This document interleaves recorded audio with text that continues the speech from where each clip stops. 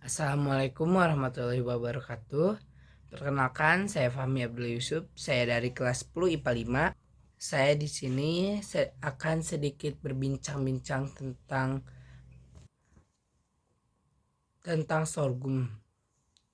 Yang pertama, saya akan menjelaskan sedikit pengertian tentang sorghum itu sendiri. Sorghum adalah biji-bijian sereal yang bentuk tanaman dan tingginya seperti jagung. Konon, sorghum berasal dari Afrika seperti dilansir dari Hubhos. Sorghum lebih dikenal sebagai bahan sirup seperti di Amerika Serikat, namun sorghum juga bisa dijadikan tepung sebagai tepung gandum yang kita sering pakai. Selain itu, sorghum juga bisa dimasak begitu layaknya beras yang kita sering makan. Dapat dijadikan nasi goreng sorghum, bubur maupun sup, dan juga waffle, cookies, roti tawar dari sorghum. Sorghum itu sendiri atau tanaman serbaguna yang kita sering pakai bisa sebagai menjadi bahan sumber pakan ternak dan bahan baku industri tersendiri. Sebagai bahan pangan, sorghum berasal, dan kalian harus tahu sorghum tersendiri masuk ke urutan kelima dalam susunan makanan yang kita sering makan. Yang pertama dari gandum, jagung, padi, selai, dan sorghum itu sendiri kelima, dan merupakan makanan pokok penting bagi orang Asia Selatan dan Afrika Subutara. Nah, sorghum itu sendiri banyak banget kegunaannya, banyak banget manfaatnya. Yang pertama, kandungan dan nutrisi yang terkandung dalam sorghum itu banyak. Yang pertama ada kalori, protein, karbohidrat, serat, vitamin B1, vitamin B2, vitamin B7, B5, vitamin B6, tembaga, magnesium, zat besi sebagai manfaatnya juga, fosfor, kalium, zinc. Dan sorghum itu sendiri memiliki banyak sekali manfaat. Yang pertama, mengurangi peradangan, mencegah kanker, membantu proses penurunan berat badan, aman untuk penyakit yang mengidap penyakit celiac, meningkatkan kesehatan pencernaan, dan memiliki banyak kegunaan lainnya di dalam tubuh itu kita sendiri.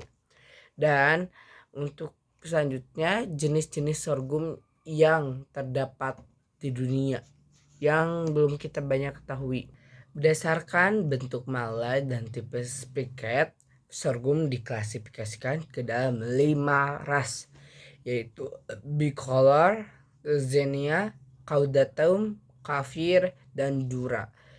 Ras dura yang umumnya berbiji putih merupakan tipe paling banyak dibudidayakan sebagai sorghum biji. Grain sorghum dapat digunakan sebagai sumber bahan pangan yang sering banyak kita budidayakan bahan pangannya. Nah, untuk selanjutnya, setelah mengetahui manfaat, jenis-jenis sorghum, cara makannya yang kita sering buat sorghum itu apa aja, kita lanjut ke budidaya tersendiri terhadap sorghum.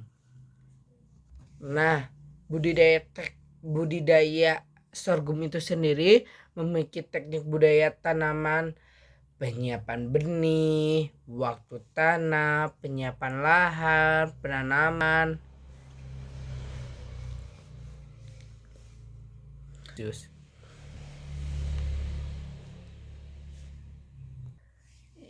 Setelah kita tahu budidaya sorghum itu sendiri, kita lanjut ke potensi sorghum.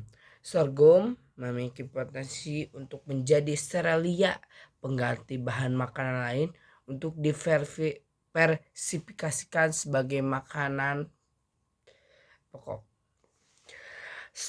Sorghum memiliki beberapa inti. Yang pertama, sorghum sebagai pengganti makanan pokok. Kandungan gizi dari tanaman ini tidak kalah tinggi dibandingkan gandum, beras. Tanaman ini dapat tumbuh di berbagai jenis tanah sehingga mudah ditanam. Selain itu, tanaman ini juga mudah beradaptasi di lahan yang mengalami kekeringan atau tergenang air. Tanaman ini dapat ditanam di lahan yang marginal atau tanah yang tidak subur serta lahan yang terhadap hama dan penyakit lainnya. Lanjut, sorghum sebagai pakan ternak. Batang dan daunnya mempunyai rasa manis dan renyah yang dapat dimanfaatkan untuk pakan ternak, khususnya sapi di Australia. Batang dan daun sorghum sudah dikembangkan menjadi sweet sorghum dan parasite sorghum untuk pakan sapi.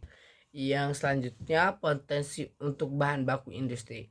Hampir seluruh bagian tanaman sorghum seperti biji, daun, tangkal biji, akar, dan batang dapat dimanfaatkan sebagai bahan baku industri. Produk-produk turunan seperti sirup, gula, bioetanol, pati, kerajinan tangan, biomas, dan lain-lain dapat diproduksi dari bahan baku sorghum. Tanaman ini juga dapat dibuat menjadi produk air nira. Wow. Yang selanjutnya, potensi sorghum untuk masa depan yang jangka panjang. Sorghum untuk masa depan sangat potensial karena kebutuhan pangan yang semakin meningkat seiring dengan meningkatnya pertumbuhan penduduk di dunia. Dalam pemanfaatannya di masa depan, tanaman ini dapat dijadikan bahan pangan substitusi dari bahan pangan lainnya. Melihat dari potensinya yang telah dipaparkan, kemungkinan besar bisnis sorghum di masa depan akan semakin meningkat. Mungkin bisa juga menyaingi padi, beras yang kita makan sehari-hari. Selain untuk substitusi tersendiri, tanaman ini juga dapat digunakan sebagai bahan pangan untuk diversifikasikan pangan. Budaya ini yang mudah membuat tanaman ini sangat potensial untuk dibudayakan saat ini sampai masa yang akan mendatang. Mungkin segitu saja yang saya dapat paparkan tentang materi sorghum PKWU kelas 10. Sekian, terima kasih. Wassalamualaikum warahmatullahi wabarakatuh.